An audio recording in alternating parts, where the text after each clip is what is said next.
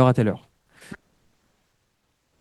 Et ensuite, vous avez différents, c'est aussi dans la robotique, il y a aussi dans les systèmes d'experts, on va utiliser des bases de connaissances d'experts dans certains domaines pour que l'IA va s'appuyer sur ces bases de connaissances-là pour résoudre des problèmes.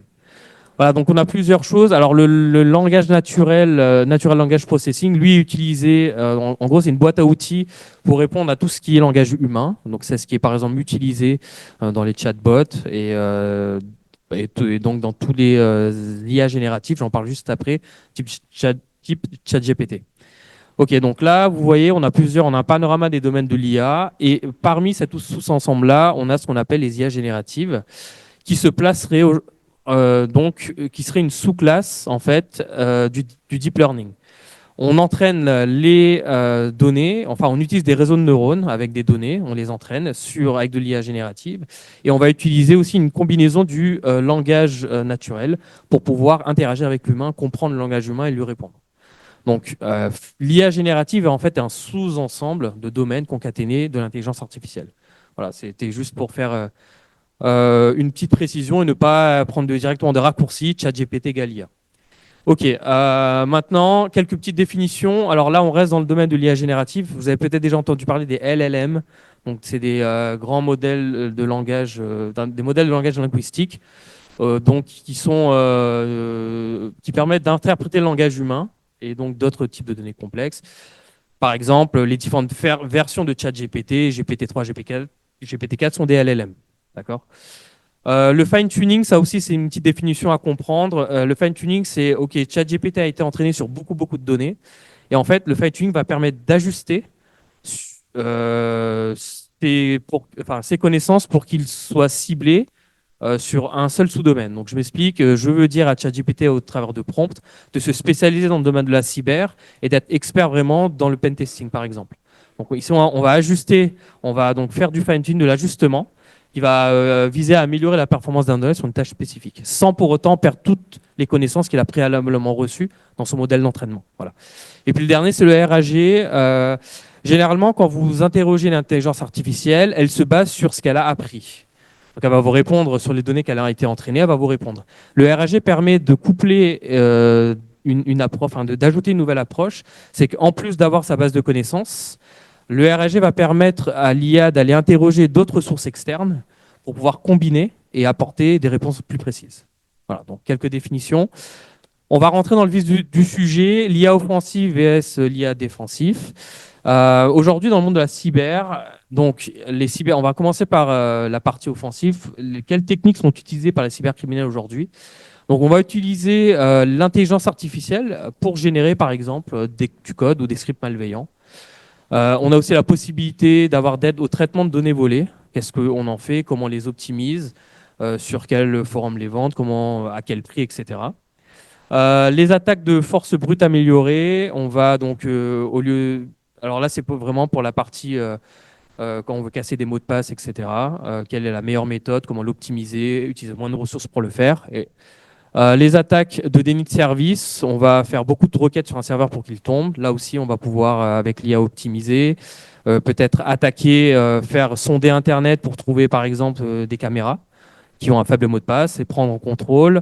Automatiser tout ça avec de l'IA pour qu'au moment opportun, on puisse lancer une attaque de plus grande ampleur avec une plus forte probabilité de réussite. Enfin, le social engineering perfectionné. Alors ça, c'est un domaine qui se développe beaucoup en IA offensive, notamment avec 3 points. On a le premier, les attaques de phishing, d'hameçonnage, que vous connaissez peut-être tous. Vous recevez un mail, un SMS, un QR code. Alors, il y a quelques années, on arrivait très facilement à reconnaître ce type d'attaque. Il y avait des fautes d'orthographe, il y avait de l'anglais mélangé au français. Il n'y avait aucun rapport avec l'activité que vous faisiez. Aujourd'hui, ça a changé. Avec l'intelligence artificielle, on a des méthodes. Alors, vous avez par exemple des LLM qui s'appellent le Fraud GPT ou Worm GPT, d'accord, qui vous permettent de le questionner. Donc, c'est utilisé dans le dark web par les groupes cybercriminels. Et vous le questionnez. Lui, il a été entraîné spécialement sur la partie cyber et comment faire des attaques malveillantes. Et ensuite, vous pouvez lui demander, par exemple, je veux attaquer telle entreprise, va me faire un rapport. Il va regarder quels sont les savoirs sont disponibles sur Internet, quel type de collaborateurs travaillent. On va regarder ensuite sur ces collaborateurs, est-ce qu'ils ont une bonne hygiène numérique sur les réseaux sociaux. Est-ce qu'il poste beaucoup de photos? Est-ce qu'il en dit trop? Alors, donc, à partir de là, on va déterminer quel collaborateur il serait plus opportun d'attaquer. Et ensuite, avec quelle méthode? Est-ce qu'on utilise du phishing avec un mail? Est-ce qu'on va utiliser peut-être des QR codes? Est-ce qu'on va plutôt utiliser des deepfakes? Donc, vous savez, c'est l'utilisation d'images. On vous met sur des scènes compromettantes en train de tuer quelqu'un, etc. Et c'est aujourd'hui très réaliste. Donc voilà, donc on va regarder la cible la plus faible. Imaginez qu'il y a une personne qui poste beaucoup sur les réseaux sociaux et qui n'a pas une très bonne hygiène numérique. On va prendre ses photos et peut-être que l'IA va suggérer de faire un deepfake et de l'envoyer. Bon, voilà, c'est des exemples comme ça, c'est de plus en plus sophistiqué et c'est de plus en plus difficile aujourd'hui avec l'IA de trouver si cette photo est un deepfake ou pas. Alors, il y a certains chercheurs qui utilisent par exemple la lumière, qui vont regarder les petits détails au pixel et qui vont vous donner une probabilité de OK, il y a 50% de chances que c'est une deepfake ou pas. Mais l'IA aussi s'améliore et prend en compte aussi maintenant la lumière, va les modifier en fonction, etc., de l'angle. Et voilà, donc il faut faire très attention. Une des premières préconisations, c'est forcément avoir une bonne hygiène numérique. Ce qu'on poste sur les réseaux, il ne faut pas tout dire, etc. Ça, c'est vraiment au sens général. Et après, vous avez aussi le clonage de voix, arnaque au président, on peut passer par des messages vocaux WhatsApp, je suis en voyage, fais-moi un virement rapidement, etc., etc. Donc voilà, ça marche très bien et ça continue de se développer. Et puis enfin, en dernier, l'analyse de vulnérabilité automatisée.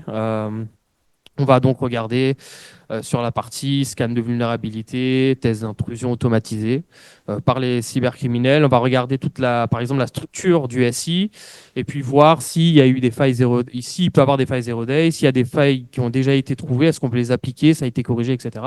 Voilà.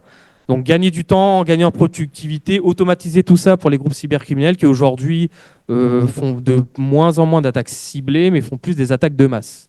C'est-à-dire, on va vraiment sonder Internet. Celui qui est pris dans l'hameçon, ben, voilà, il a cliqué, il a cliqué. Ensuite, ça se déploie. Les ransomware, on contrôle par distance, on demande des rançons. Le classique. Donc, il y a une évolution constante de la menace.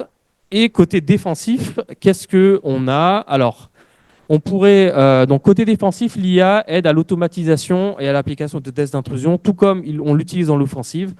Vous avez les parties, donc les red teams, hein, les personnes qui vont simuler des attaques dans le SI pour voir si on peut introduire le système d'information, vont utiliser les mêmes méthodes et vont s'aider d'un assistant en IA pour leur demander qu'est-ce que tu me suggères, est-ce que on passe par telle méthode, etc. Ce qui permet d'avoir beaucoup plus de scénarios et d'avoir beaucoup plus de tests d'intrusion qui sont beaucoup plus précis. Donc ça aide à la red team. Il y a aussi au reverse engineering. Donc le reverse engineering, c'est que vous prenez une application, vous essayez de retrouver une partie, un ensemble ou un sous-ensemble du code source. Ça marche pas mal sur les APK, donc les applications Android, où on fait beaucoup de reverse engineering pour essayer de retrouver en fait des clés des API qui ont été codées en dur. Donc, alors c'est un travail qui est assez chronophage parce qu'il y a beaucoup de lignes de code qui sont générées. Des fois on le retrouve, des fois on le retrouve pas. L'IA permet encore une fois d'optimiser tout ça et de pouvoir trouver plus rapidement s'il y a eu des clés, des mots de passe qui ont été inscrits en dur pour pouvoir ensuite infiltrer le SI. Classification et hiérarchisation automatisée d'événements de sécurité. Dès qu'il y a un événement qui est généré, une violation de données, on arrive à le catégoriser assez rapidement avec l'IA. Est-ce que c'est grave? Quel est l'impact et compagnie? Donc ça fait gagner pas mal de temps aux équipes du SI et ça permet d'avoir une aide sur toute cette partie classification. Analyse des fichiers comportements malveillants. Vous avez maintenant beaucoup de logiciels de solutions de sécurité, de messagerie de sécurité, de solutions de messagerie sécurisée qui vous intègre l'IA maintenant. Donc, il va aller regarder tout ce qui se transite vers vos serveurs de messagerie, tout ce que vous envoyez, vous recevez, la façon dont vous écrivez pour pouvoir trouver et vous alerter s'il y a une attaque de phishing qui arrive, etc. Donc, on s'entraîne sur les données de l'entreprise pour avoir en fait des modèles un peu plus précis et pour savoir, pour au mieux contrer les attaques qu'on a parlé tout avant, sophistiquées au niveau du SI. La réponse anticipée automatisée aux menaces, ça rejoint un peu la classification de la hiérarchie. Et puis l'apprentissage continu pour s'adapter et renforcer la sécurité. Il y a déjà beaucoup, alors pratico-pratique, il y a déjà beaucoup d'outils d'éditeurs de logiciels qui le font déjà, notamment avec les EDR qui intègrent de l'IA. Ça permet, donc c'est installé sur les postes de travail, sur les actifs numériques, et ça permet de voir et d'apprendre sur comment un utilisateur utilise son ordinateur au quotidien. Donc si on prend un cabinet d'expertise comptable, vous avez un collaborateur, il y a un EDR installé dessus, il fait des actions, automatiquement on apprend. Il y a un apprentissage sur cette personne, et puis ça crée une base de connaissances derrière spécifique à l'entreprise. Voilà. Et ça permet en continu d'apprendre, d'améliorer et de pouvoir renforcer de façon défensive la cyber. Ok, vous avez des questions sur cette partie-là? Oui. Ah, pardon, oui. Attends. Sinon, on n'entend pas la question au niveau du distanciel. Oui. Alors, je suis une DPO, mais qui n'a pas de... Enfin, je ne suis pas issue du juridique ni du technique. D'accord. Hein. Très bien. Donc, au niveau de l'EDR, moi, j'ai déjà entendu parler de ça parce que, par exemple, vous avez, quand on est en convention avec France Travail, par exemple, Ouais. il y a toute une... enfin, des items où il faut aller dire son niveau de conformité. Ouais. Et là-dedans, il y a une question de EDR. Ça D'accord. veut dire que... qu'est-ce que ça veut dire? Alors, Est-ce qu'on ouais. suit l'activité de l'agent pour entraîner une IA, mais en même temps, la façon dont moi je travaille, c'est pas la même Oui, c'est que ça. mon voisin. Exact. Et donc, quelque part, est-ce que quand on pose un EDR, un ou une EDR, je sais pas comment on dit, mais Ouais. quand on pose ça sur le poste de travail, est-ce que le personnel est informé? Alors, normalement, il faut voir au niveau de l'EDR quel type de données personnelles on collecte. Normalement, il doit être informé de l'utilisation de cet outil, d'accord, sur leur poste de travail. Effectivement, l'EDR, donc c'est Endpoint Detection Response, ça, en fait, ça va analyser tous les flux en plus poussés pour établir une analyse comportementale. Donc, effectivement, si vous avez un EDR sur votre poste, sur votre actif numérique, vous n'aurez pas les mêmes résultats que la personne d'à côté. Donc, ça permet de savoir en fait comment, en fait, faire une analyse au préalable comportementale, et puis ensuite, si vous avez une action qui sort de ça va générer une alerte au niveau de l'équipe informatique. Si c'est relié à un centre opérationnel de sécurité, par exemple, ça va vous remonter une alerte. Attention, cette personne fait une action qui sort en fait de son scope comportemental. Vous devrez peut-être vérifier et gérer. Donc ça, Alors, forcément, en parlant de stock comportemental, on est ouais, en plein dedans.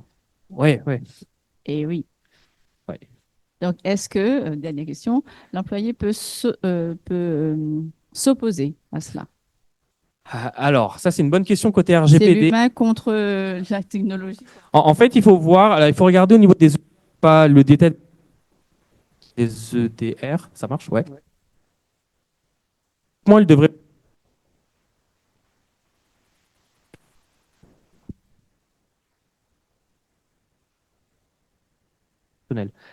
il peut avoir un droit de non-opposition parce qu'il y a un intérêt légitime à le faire. La base égale, c'est l'intérêt légitime ici.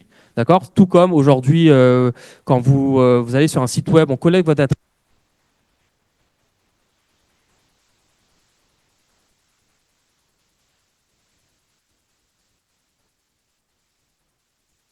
Vous avez le droit au droit d'opposition, à voir derrière quels sont les impacts côté sécurité. On a le droit de dire non. Maintenant, ils sont services informatiques de. Oui.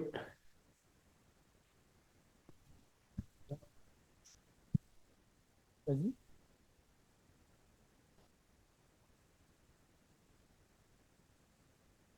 Mais là-dessus, si ça rentre dans la base, avant de poser la question, je réponds un peu.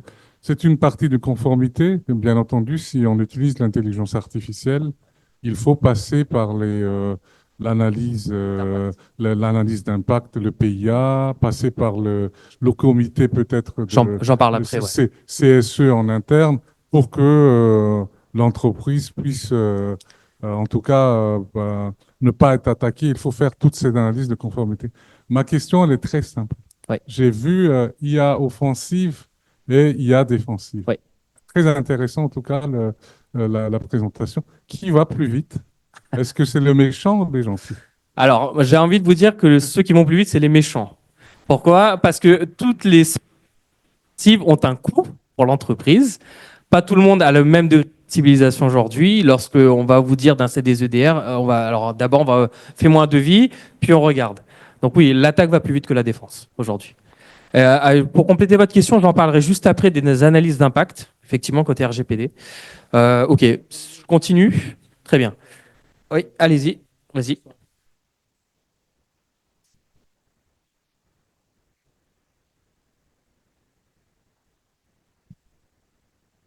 Alors, ma question, elle peut être toute bête, mais du coup, vu que l'IA génère des images et des vidéos, pourquoi les développeurs n'ont pas justement créé un format typique à l'IA pour que ce soit plus simple de le reconnaître?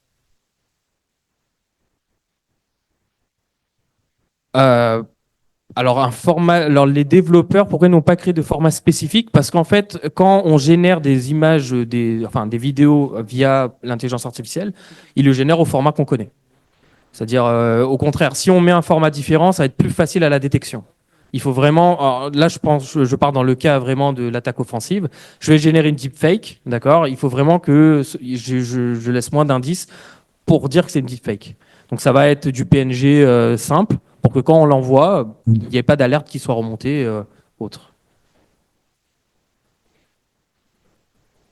Ouais, Parer, pourquoi font-ils pas en sorte de parer à la solution, enfin au problème, ouais. autant comme solution justement que les formats soient différents, donc Alors, reconnaissable par le côté gentil, ok, entre d'accord. guillemets. Ok, ouais, ça peut être une solution. Alors, j'ai pas une solution miracle, mais oui, du côté des gentils, on pourrait introduire un format d'image, mais alors c'est pareil, hein, tu peux introduire un format d'image qui va être ensuite copié par l'IA. C'est ça le problème. C'est qu'on va l'apprendre, on va apprendre comment tu as généré cette image. Pareil, ça va rentrer dans le modèle d'entraînement et puis tu vas faire un prompt en lui disant génère-moi une image de telle extension, il va te la générer. Donc, oui, Je dis, ça leur demande juste d'être réactifs. oui, oui, C'est oui, ça. c'est ça. Et au final, la société qui est en face, elle n'a pas forcément les moyens d'avoir cette réactivité-là, Ah, ouais. parce qu'elle n'a pas non plus l'intérêt, elle, à avoir cette réactivité. Parce que souvent, les gentils et les méchants, bah, c'est pas si délimité que ça. Si tu veux, il y a des cas, des cas bien connus où le gentil qui vendait le système, mince, comment ça s'appelle? Symantec, c'était l'antivirus, hein. On savait que c'était aussi celui qui créait le virus. Voilà. Donc, la délimitation n'est pas aussi claire que ça. Il y a une question, allez-y. Seb? Oui, Est-ce que vous avez déjà pu jouer avec des outils comme FaceSwap, par exemple? Alors, non, non. C'est l'application qui permet Ouais, de mettre la tête, la visage sur. Oui. Non, j'ai pas joué à ça.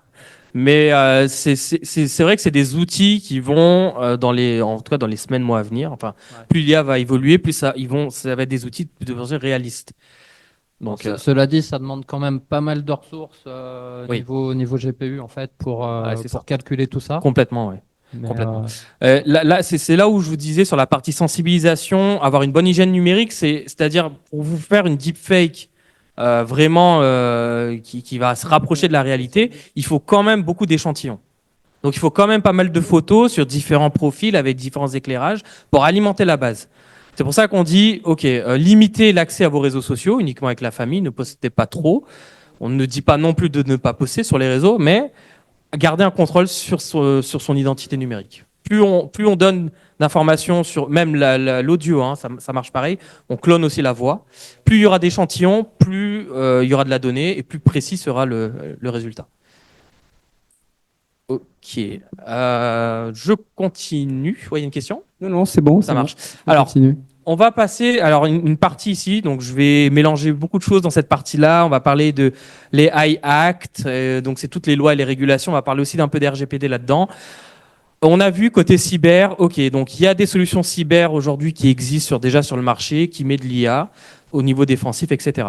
Là, on est sur un autre domaine de la cyber. C'est aujourd'hui, vous êtes en entreprise, chef d'entreprise, ou même DSI, RSSI, RSI. On vous demande, là, par exemple, la RH demande, je veux intégrer une solution d'IA générative au sein de mon logiciel, comment je fais, comment tu l'encadres, etc. C'est un peu le but de cette dernière partie, comment on déploie une IA éthique et sécurisée. Alors, le premier, on va parler d'IA. Alors, avant de rentrer dans le vif, on va regarder un peu les différents types d'attaques sur les IA de façon générique. Ça marche aussi sur les IA génératives. La première, les attaques par manipulation. Donc, en fait, elle permet aux attaquants de contourner le comportement attendu des IA, de les reprogrammer en temps réel. Ici, on va donc faire un prompt précis pour tromper le comportement de l'IA pour qu'elle puisse nous donner une réponse qui n'était pas censée être dans son scope. Les attaques par infection, on parle de prompt injection. Donc là, en fait, il y a des techniques où des fois, quand vous faites des prompts, vous les mettez au format hexadécimal et ça passe les garde-fous de l'IA générative. Par exemple, ChatGPT, lui, il a été développé, il y a des garde-fous qui leur disent attention, s'il y a des questions qui sortent de ton éthique, tu ne dois pas répondre. Il y a eu déjà des hackers qui ont publié des versions en mode Dieu de ChatGPT, c'était les anciennes versions, où ils ont cassé ces garde-fous-là en utilisant des attaques par infection. Donc, ils prenaient des prompts et en fait, quand vous écrivez la requête à envoyer à ChatGPT, il passe au format hexadécimal, ça passe les défenses et à partir de là, il répond. Donc, il pouvait vous répondre comment on fait de la méthamphétamine, comment on commet un meurtre, etc., etc. Il n'y a plus de limite. Donc, c'est là, il y a la dangerosité un peu de l'IA aujourd'hui. Et il faut faire attention à ces attaques-là. Et ensuite, les attaques par exfiltration visent à voler les données des systèmes d'IA. Comment, en fait, quel échantillon de données, quel modèle d'entraînement vous avez donné à votre IA, sur quel modèle il est basé, etc. Ça permet de l'attaquer ensuite si vous savez comment votre modèle, par exemple, d'IA générative a été construite. Donc ça, c'est de façon générique, c'est les 3 attaques qui fonctionnent, enfin qui sont utilisées sur l'IA. Donc, il faut faire attention à ça. Alors maintenant, comment on encadre le développement, l'intégration de solutions d'IA?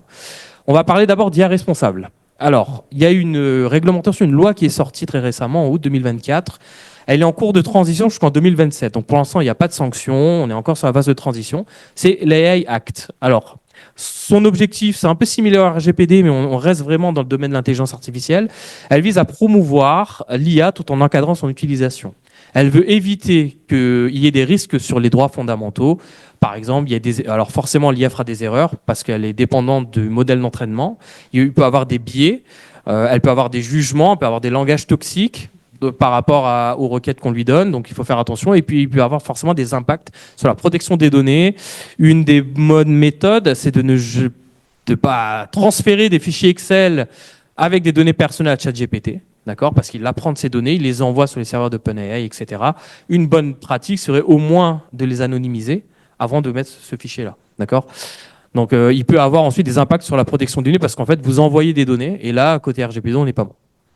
Que contient cette loi? Alors, la loi, elle vous dit, vous avez un projet d'IA et elle vous donne une classification. C'est une mini-évaluation de risque. Et par rapport à votre projet, il y a 4 niveaux de classification auxquels votre projet doit correspondre. Le premier, inacceptable, élevé, limité, minimaux.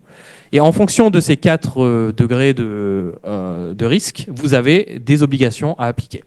Le premier, par exemple, si on prend le cas des cas inacceptables, si vous avez une IA qui est inacceptable par rapport à l'AI, c'est que vous ne pouvez pas l'utiliser. Par exemple, on a ce qu'on appelle le scoring social. Ça se fait en Chine, où vous êtes dans la rue, vous avez des caméras qui vous identifient. Ensuite, il vous a vu que vous avez jeté un papier dans la poubelle et c'est un +1 à votre score social. Ensuite, quand vous allez, plus vous avez un score élevé, plus vous avez des avantages dans certains magasins, au niveau du gouvernement, etc. C'est très intrusif au niveau de la vie privée. Voilà, il n'y a pas de RGPD en Chine, malheureusement. Comment ? Et justement, celle-là, si vous avez des projets comme ça, j'espère pas, mais si vous en avez, elle passe dans le niveau de risque le plus élevé, inacceptable, et vous ne pourrez pas la déployer, tout simplement. Donc, les obligations, il y a des mesures à respecter maintenant, selon le différent niveau, le degré de risque. Vous avez par exemple une traçabilité. Il y a, pour certains risques élevés d'application d'IA, on demande à faire des audits réguliers, des petits tests d'intrusion réguliers pour voir si toutes les failles ont été corrigées, etc. On vous demande d'être complètement transparent sur les données d'entraînement. Quelles données d'entraînement vous avez mis à cette IA pour qu'elle s'entraîne? Être complètement transparent. Production d'une documentation technique dans certains cas, et puis résumé des jeux de données. Qui est concerné? Toute personne morale, donc entreprise, association, etc. Fournissant, distribuant, déployant des systèmes ou des modèles d'IA. Je pense qu'on est quasiment tous concernés par cette loi. Donc pensez-y, une des bonnes pratiques, c'est de regarder et de faire une petite analyse de risque avec cette loi et de regarder à quel degré se situe votre projet. À partir de là, vous regardez quelles sont les obligations à appliquer. Ok. Oui. Européenne, c'est une loi européenne, ouais. Ça, on est sur l'IA responsable. Maintenant, il y a un deuxième ensemble de méthodes et de procédures qu'on appelle le XAI, ou en français l'IA explicable. Alors, cette partie-là, en fait, donc déjà, de quoi on parle? C'est un ensemble de processus et de méthodes qui permettent aux utilisateurs humains de comprendre et de faire confiance aux résultats sortis par les algorithmes d'IA. Je vous donne un exemple dans le domaine de la santé. Vous avez des intelligences artificielles qui vont aller s'entraîner sur les radios et qui vont aider le médecin à prendre une décision. C'est aide à la prise de décision par rapport à toutes les radios, les échographies, etc. Prenons l'exemple d'un patient. Et alors ça, vous avez besoin de mettre en place des méthodes pour accompagner le médecin et toutes les équipes à comprendre comment l'IA a pu prendre une telle décision, parce que derrière, le risque, il est critique. On ne peut pas faire confiance aveuglément à l'IA. Et on a des méthodes qui nous permettent de comprendre comment il a fait sa prise de décision. Et c'est l'IA explicable. Elle est généralement utilisée dans les domaines de la santé, du transport, aussi de la finance, là où on a besoin de savoir précisément comment l'IA a fait pour générer une telle décision. D'accord.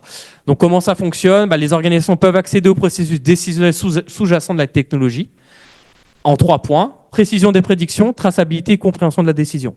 Il y a quelques avantages forcément, il y a quand même pas mal d'avantages à le faire. Améliorer la compréhension forcément, c'est son but premier. Plus de confiance au niveau du système. D'accord. Il n'y aura pas une confiance à 100%, mais le degré de confiance augmente. La détection des biais, on comprend, vu qu'on a des méthodes qui nous permettent de comprendre comment l'IA a généré la réponse, on peut détecter qu'il y a des biais, donc des erreurs, et les corriger derrière. Et enfin, amélioration des modèles à partir de là. Alors, je vous ai donné quelques outils, quelques exemples. D3JS, c'est par exemple une bibliothèque JavaScript qui permet de faire ça. Et TensorFlow, ça fait partie de la suite TensorFlow qui intègre l'IA explicable. Donc on a l'IA responsable, l'IA explicable. Et je vais terminer, je ne sais même pas si je suis dans les temps, j'espère que oui. Ok, parfait. Je vais terminer par quelques recommandations et bonnes pratiques. Alors, on souhaite mettre une IA aujourd'hui et on souhaite apporter cette couche de cyber. Donc vous avez vu IA responsable, IA explicable. Et on va rajouter quelques bonnes pratiques. Alors, plus techniques au niveau de l'OASP, qui est un organisme qui va nous dire toutes les vulnérabilités connues sur par exemple les LLM, donc les grands langages linguistiques. Et vous avez le top 10, si vous voulez, le top 10 de toutes les vulnérabilités connues. Ça permet de vous préparer et d'automatiser, de faire des contrôles réguliers sur votre IA à partir déjà des recommandations techniques de l'OASP. La deuxième, c'est les recommandations de la CNIL. Et là, on est plus côté RGPD, côté protection des données. On doit faire normalement, alors lorsque on utilise de l'IA, vous avez au niveau RGPD la loi qui vous dit la mise en place d'une analyse d'impact sur la protection des données, AIPD. Pour faire une AIPD, vous avez 9 critères. Si vous avez 2 critères parmi les 9, vous devez faire une AIPD. Okay. Parmi les 9, vous avez usage innovant. Et dans usage innovant, vous avez solution de SIA, donc l'utilisation de systèmes d'intelligence artificielle. Imaginez, alors je n'ai pas les 9 en tête, mais par exemple, vous avez personnes vulnérables, croisement de données, données à large échelle, voilà. Donc si vous avez un usage innovant de personnes vulnérables, vous avez 2 parmi les 9, vous devez faire une analyse d'impact avant. Alors, une analyse d'impact, c'est un peu pareil, c'est côté RGPD, c'est des méthodes et des procédures pour analyser votre projet et voir quel est le degré d'impact sur la vie privée de la personne. Et est-ce que oui ou non, on va mettre en production cette solution ou pas. Et le dernier, les recommandations de l'ANSSI, là on est vraiment côté cyber et architecture, où ils ont fait un guide sur comment déployer, les recommandations de sécurité sur le déploiement de solutions d'IA générative. Ils ne parlent pas de l'éthique là-dedans, ils ne parlent pas des ensembles de données, d'accord? Donc c'est vraiment architecture technique, mais pour le côté dev et pour les personnes informatiques, c'est un document à aller regarder et de mettre sur son bureau si demain vous voulez donc déployer l'IA. Voilà. Merci beaucoup. Vous inquiétez pas, j'ai fait passer ce QR code dans une IA. Il n'y a pas de problème, vous pouvez le scanner. Et je suis à l'écoute si vous avez des questions. Merci pour votre attention.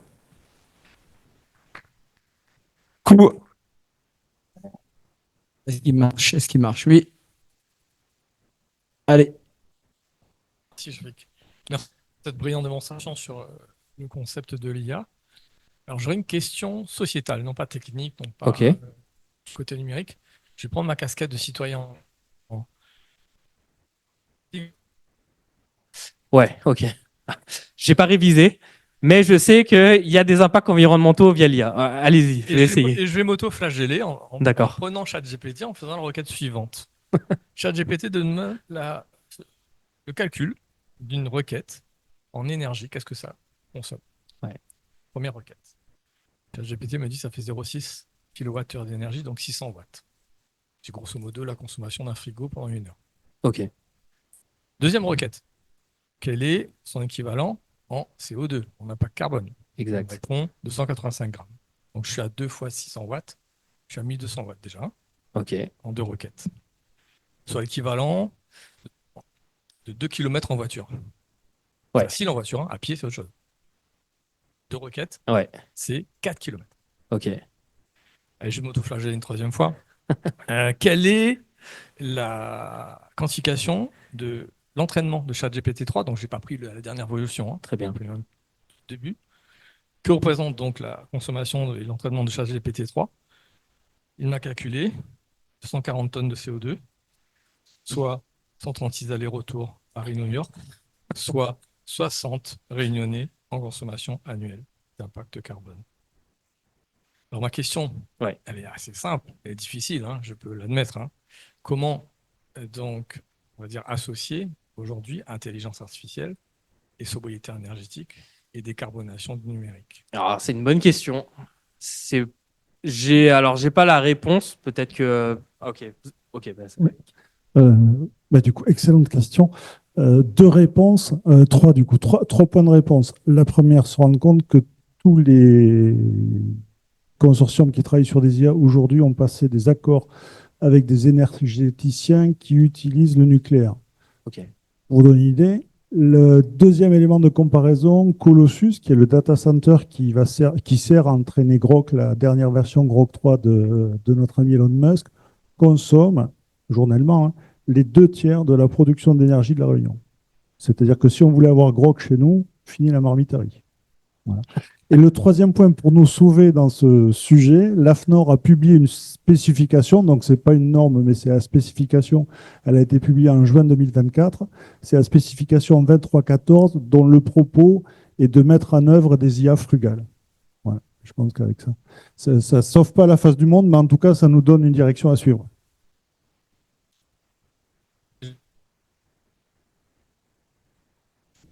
Tout à fait enthousiaste, hein, sur l'IA.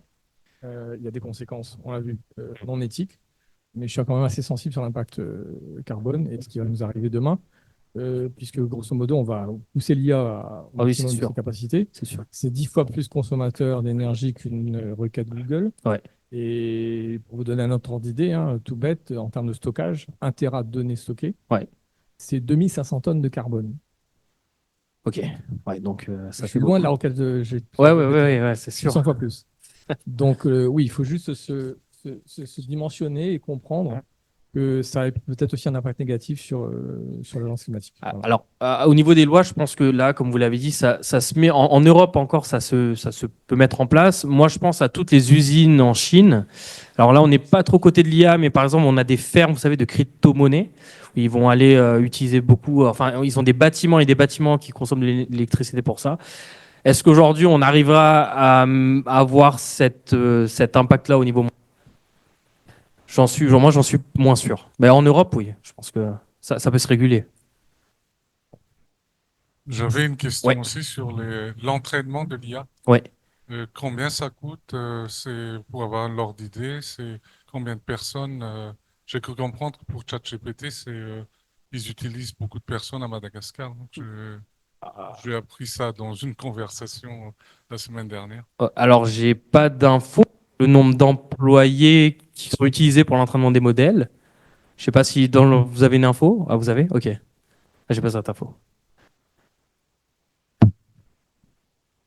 J'ai pas le nombre exact, mais c'est bien de souligner ce souci. On a tous l'impression que les IA sont magiques, sauf que pour arriver à ce résultat, à cette finesse de résultat, Comme pour les réseaux sociaux, étant dit, hein, ceci Ouais. étant dit par ailleurs, on a énormément d'êtres humains qui font ce qu'on appelle la modération.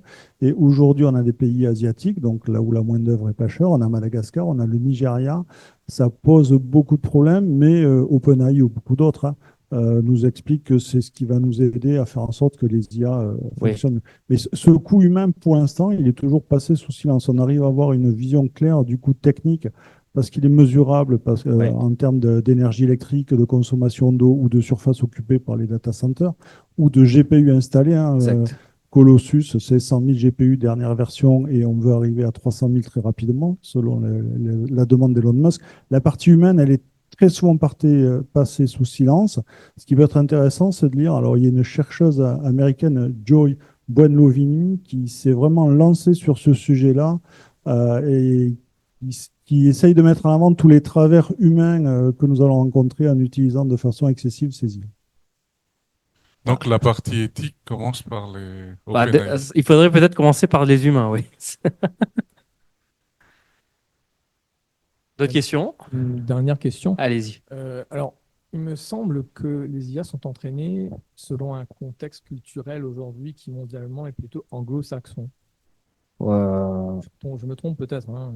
Alors, La question. quel, La question que je souhaite avoir, c'est est-ce qu'on verrait potentiellement une IA connectée réunionnaise? Est-ce Oui. qu'il y a un début ou un balbutiement Oui. de filière IA réunionnaise? alors, Ça a été un peu ma question au final, oui, quoi. théoriquement, oui. On peut, si on a assez de. En fait, vous pouvez mettre un modèle d'entraînement, lequel vous voulez, sur un sous-ensemble du néant. On avait parlé de fine-tuning. Donc, on peut prendre toutes les données auxquelles il a été entraîné et affiner uniquement sur l'île de la Réunion. Et par exemple, en créer un assistant qui va aller promouvoir le tourisme sur l'île. Vous voyez, des choses comme ça, c'est complètement possible. Maintenant, est-ce que il y a des projets à La Réunion? J'essaie de les suivre, je ne sais pas si vous avez peut-être d'autres infos sur une IA liée uniquement au contexte réunionnais. Alors, pour la Réunion, je ne sais pas, mais j'ai deux réponses. Sur Mayotte, ils ont un des projets que je trouve intéressant, c'est d'utiliser une IA entraînée spécialement sur leur langue, et je ne veux pas écorcher le nom de leur langue, c'est le Shimaoré, voilà, Ok. pour garder la culture, parce qu'ils se sont rendus compte que les jeunes le parlaient de moins en moins, et l'idée c'était de faire parler des vieux Grands-Moune Ok. avec cette IA pour qu'ils gardent la culture mahoraise. Et la deuxième chose, en France, on a un projet au niveau national, donc Albert, qui est la création de LLM qui sera principalement entraîné sur du français, sur des données, sur des directives françaises, pour que l'administration puisse s'appuyer là-dessus pour répondre aux citoyens. Merci beaucoup. Donc, on a fini cette session très, très riche sur l'intelligence artificielle. Un grand merci à Taher Merci beaucoup. pour avoir pris. Je sais que tu avais un temps limité. Donc, merci d'avoir répondu présent et d'avoir répondu.